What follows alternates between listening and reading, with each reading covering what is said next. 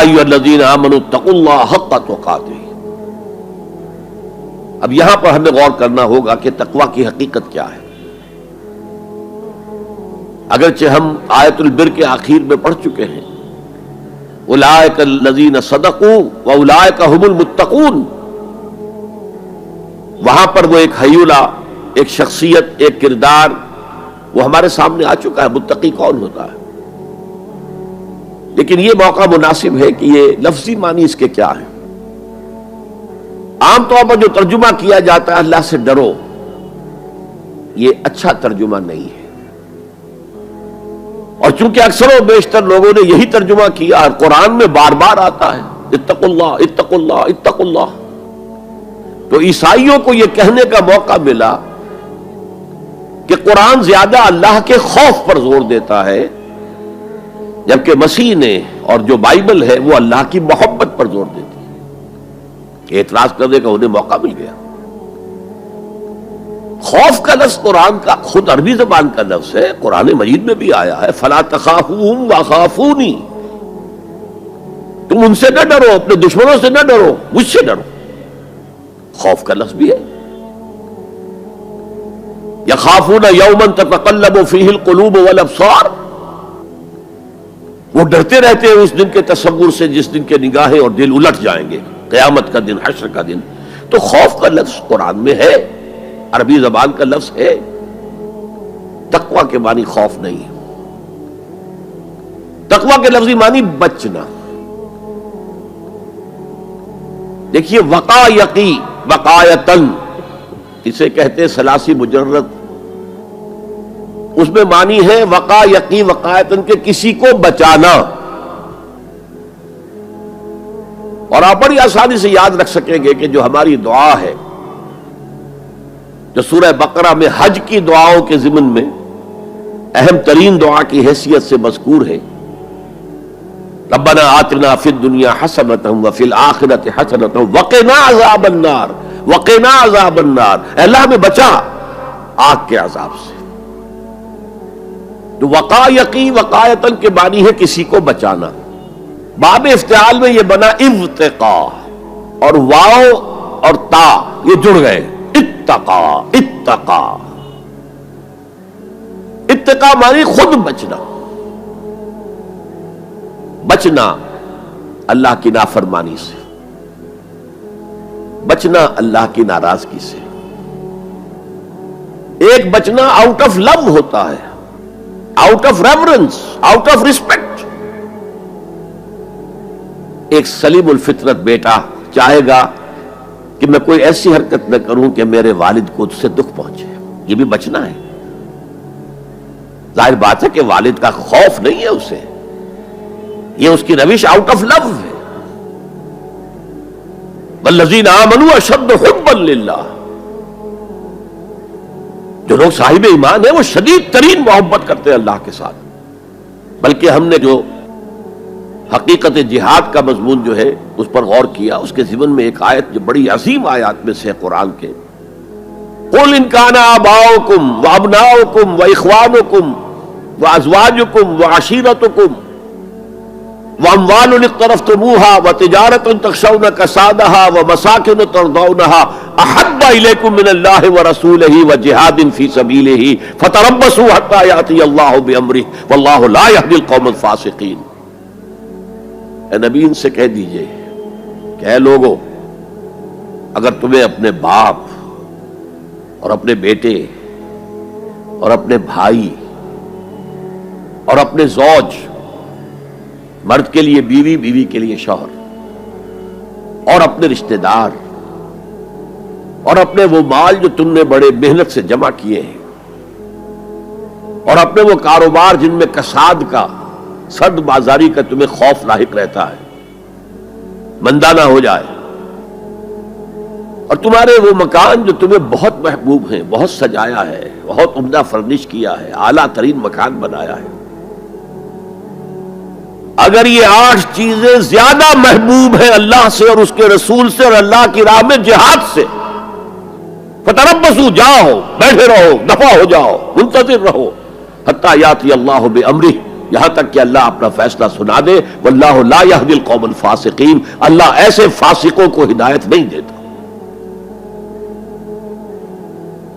تو در حقیقت یہ اللہ تعالیٰ کی محبت کے تحت ہے کہ اللہ اور اللہ کے ساتھ جو عہد وفا استوار کیا ہے، ایاک نعبد و ایاک نستعین، کہ آدمی پھونک پھونک کر قدم رکھے، کہیں میں اللہ کی کسی حد سے تجاوز نہ کر جاؤں، اللہ کی قائم کردہ کسی حد کو پھلانگ نہ جاؤں،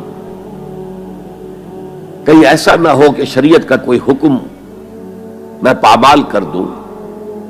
پھونک پھونک کر قدم رکھنا، لو سانس بھی آہستہ کہ نازک ہے بہت کام، آفاق کی اس کارگہ شیشہ گری کا، اس روش کا نام تقویٰ ہے.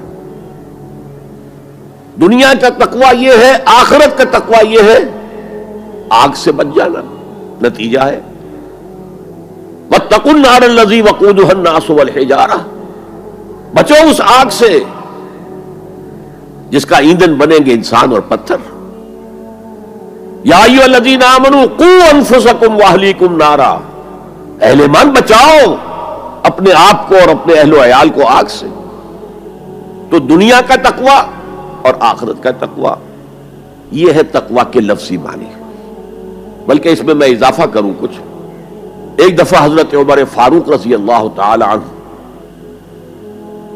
کی مجلس شورا میں یہ بحث چل نکلی تقویٰ کسے کہتے ہیں، ہاؤ ٹو ڈیفائن تقویٰ. سب حضرات نے اپنی اپنی رائے دی. حضرت ابی ابن کعب رضی اللہ تعالی عنہ ایک انصاری صحابی ہیں جن کے بارے میں حضور نے فرمایا ہے کہ اقرؤہم ابی ابن کعب، میرے صحابہ میں قرآن کا سب سے بڑا جاننے والا ابی ابن کعب ہے.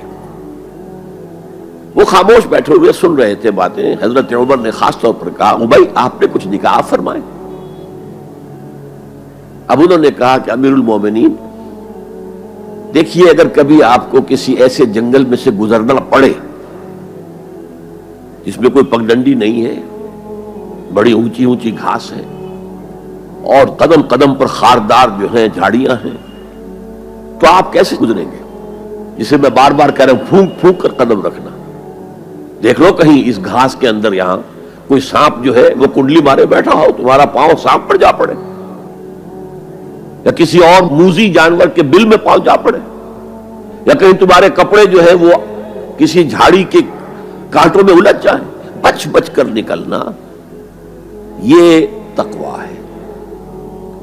یہ زندگی ایک سفر ہے، ہماری منزل آخرت ہے. جیسے حضور نے فرمایا انما الدنیا خلقت لکم وانتم خلقتم للآخرہ، یہ دنیا تمہارے لیے بنائی گئی ہے، تمہارے لیے برتنے کا سامان ہے، لیکن تمہیں آخرت کے لیے بنایا گیا ہے، یہ تمہارا گھر نہیں ہے. تو یہ ہے تقویٰ.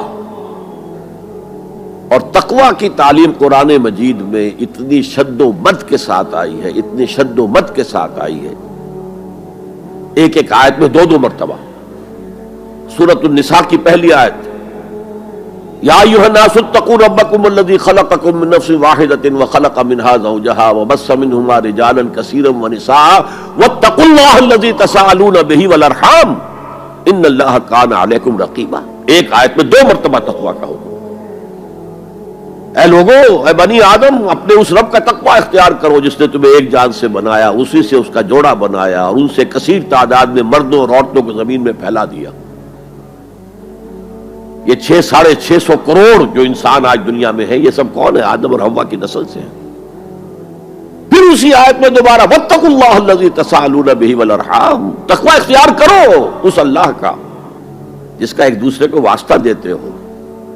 کوئی سائل مانگتا ہے تو اللہ کے نام پر مانگتا ہے.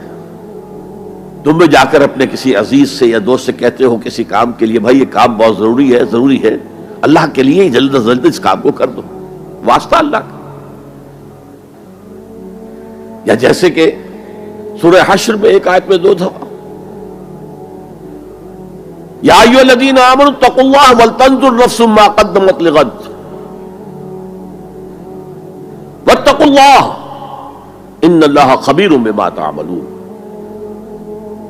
اے ایمان والو، اللہ کا تقوی اختیار کرو، اور دیکھو کل کے لیے کیا بھیج رہے ہو آگے. تمہارے اعمال جو جا رہے ہیں، جمع ہو رہے ہیں تمہارے نامہ اعمال میں، وہ اعمال کون سے ہیں، اچھے ہیں یا برے ہیں؟